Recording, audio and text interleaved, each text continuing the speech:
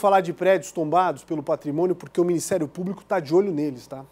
É a situação de abandono que está em jogo. Para aqueles ocupados, tem ação na Justiça que cobra a manutenção. Mas será que ela realmente está acontecendo? Vamos ver a reportagem da Fabiane Paza. Ainda que o dia chuvoso acinzente a paisagem, as fachadas de cores intensas e traços inconfundíveis emolduram o andar apressado e transformam qualquer passada rápida pelo centro da cidade em uma constante visita ao passado.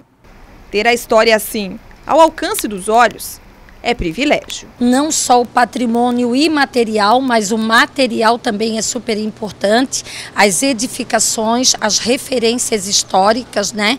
Tanto no centro da cidade como nas comunidades, os nossos casarios, as nossas fachadas, todos os equipamentos culturais que hoje são referências de Florianópolis e contam a história de Florianópolis. Mas onde as cores já desbotaram e a utilidade ficou no passado, o espaço só tem um dono: o esquecimento. E não são poucos os imóveis em Florianópolis que, por falta de intervenções ou de interesse, viraram objeto de dossiê. O Ministério Público faz parte do grupo de trabalho que monitora a situação dos imóveis históricos abandonados. A causa ganhou mais atenção no ano passado, depois que um prédio ocupado de forma irregular em São Paulo desabou.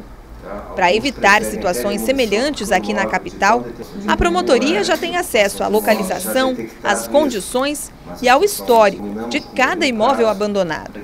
Em 10 meses de atuação, os resultados são positivos. Já houve denúncia de 37 imóveis em situação de abandono, em situação de risco potencial, né, à comunidade. E desses 37, 24 já sofreram ação do Ministério Público, ou seja, os proprietários já foram chamados na promotoria, eles já assinaram termos, né, de ajustamento de conduta, se comprometendo a resolver o imóvel e, de fato, foram resolvidos. Na maioria dos casos, o isolamento dos prédios para impedir acessos irregulares atende às exigências do MP. Mas pelo menos 3 edificações acabaram demolidas por opção dos proprietários. Quando as notificações não são atendidas, o caso pode passar para a esfera criminal, por oferecer riscos de incêndio, desabamento e à saúde pública. No caso dos imóveis ocupados, quem monitora a situação é a Promotoria de Meio Ambiente, que também tem buscado alternativas para frear os danos ao patrimônio. Um inquérito realizado pelo Ministério Público apurou que obras e reformas estavam sendo feitas de forma irregular e até clandestina, o que coloca em risco a caracterização arquitetônica dos prédios.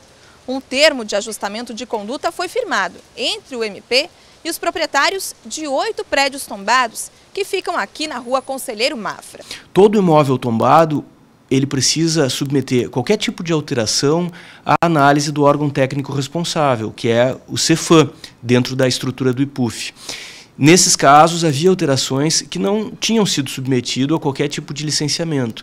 Agora notificados, os proprietários aceitaram regularizar a situação. Cada imóvel recebeu uma lista de adequações a serem feitas.